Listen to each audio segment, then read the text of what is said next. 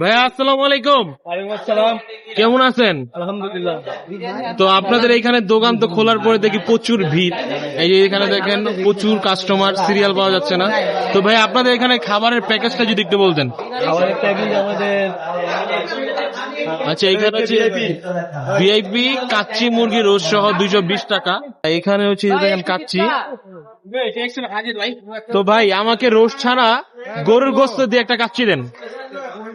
আর ওনাদের main branch হচ্ছে মোহাম্মদপুর। তো মিরপুর 11 নম্বর নতুন এই যে ব্রাঞ্চ ওনারা ওপেন করছে।